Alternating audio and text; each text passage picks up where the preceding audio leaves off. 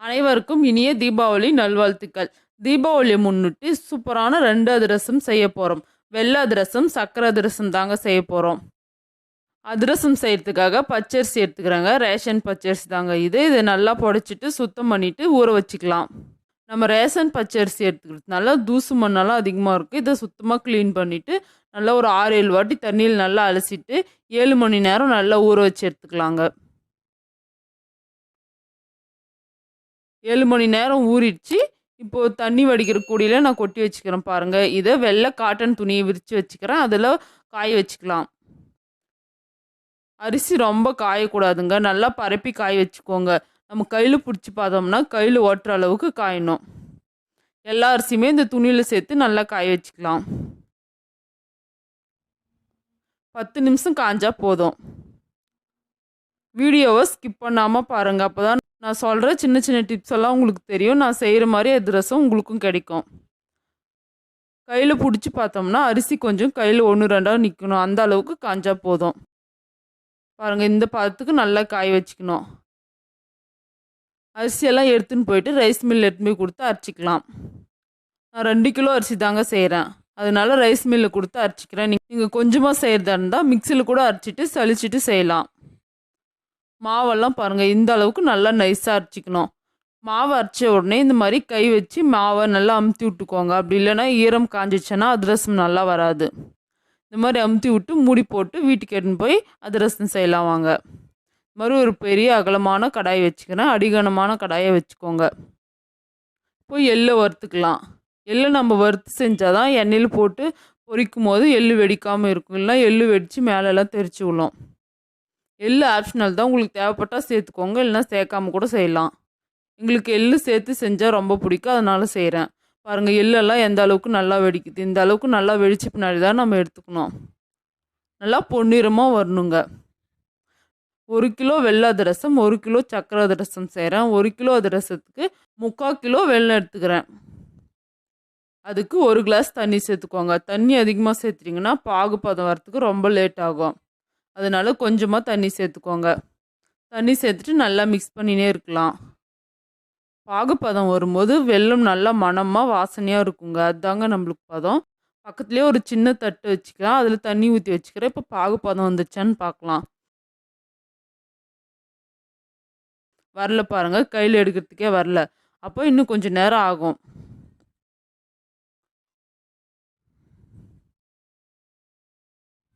இப்போ எடுத்து பார்க்கலாம் பாருங்கள். நான் 2-3 வாட்டி எடுத்து பார்ப்பேன். அப்போ தான் கரெக்டான பதத்துக்கு வரும். இன்னும் கொஞ்சம் நேரம் ஆகும் பாருங்கள். பாருங்கள், இந்த அளவுக்கு நல்லா அதிரசம் உருட்டுற அளவுக்கு வரணும். இந்த அளவுக்கு வந்ததுமே நம்ம மாவு போட்டு கிளறிக்கலாம். கேஸ் ஆஃப் பண்ணிவிடுங்க. ஆஃப் பண்ணிவிட்டு 1/2 டேபிள் ஸ்பூன் சுக்கு, 1/2 டேபிள் ஸ்பூன் ஏலக்காய் சேர்த்துட்டு அரைச்சி வச்சுக்கிற அந்த பொடியை சேர்த்துக்கிறேன். நம்ம வறுத்து வச்சுக்கிற எள்ளையும் சேர்த்துக்கலாம். சேர்த்துட்டு ஒரு வாட்டி நல்லா மிக்ஸ் பண்ணிடலாம். மிக்ஸ் பண்ணிவிட்டு நம்ம அரைச்சி வச்சுக்கிற பச்சரிசி மாவை சேர்த்துக்கலாம். கொஞ்சம் கொஞ்சமாக மாவை சேர்த்துட்டு நல்லா கிளறிக்கலாம். கட்டி எதுவும் இல்லாத வரைக்கும் நல்லா கிளறிக்கோங்க. எல்லா மாவும் சேர்த்துடாதுங்க. நான் சொல்கிறேன் அந்த பதத்துக்கு சேர்த்தா போதும். நம்ம சர்க்கரை அதிரசம் சேர்த்தனால நான் மாவு கொஞ்சம் எக்ஸ்ட்ரா சேர்த்து அரைச்சிக்கிறேன்.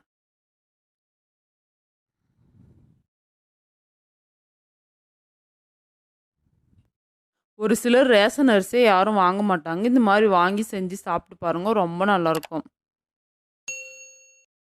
1/2 டேபிள் ஸ்பூன் நெய் சேர்த்துக்கிறேன். நம்ம அதிரசம் செய்யலாம் வாங்க.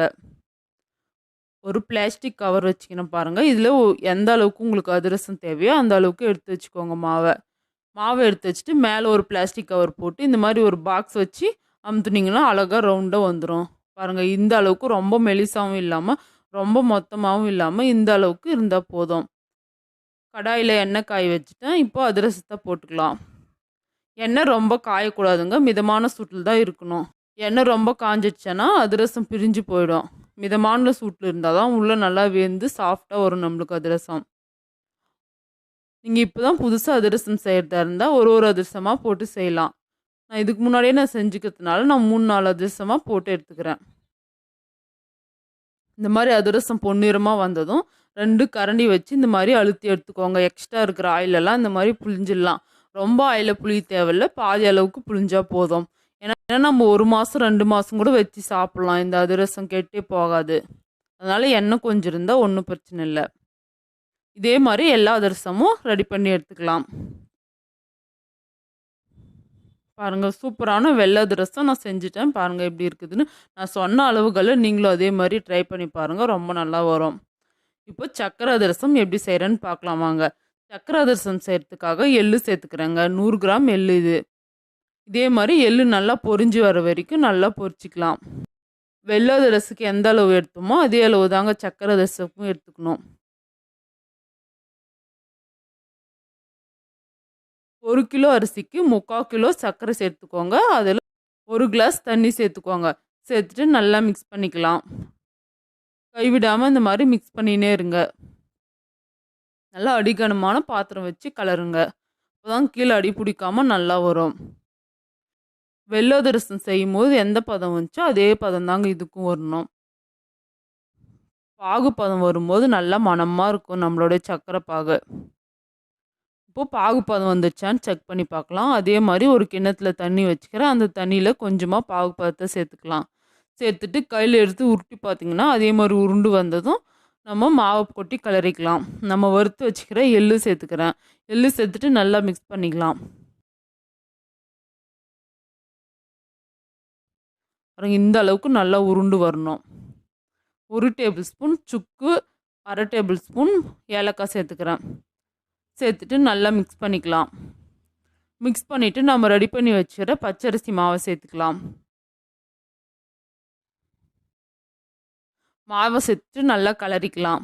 கட்டி எதுவும் வராத அளவுக்கு நல்லா மிக்ஸ் பண்ணி எடுத்துக்கோங்க. கேஸை நல்லா ஆஃப் பண்ணிவிடுங்க.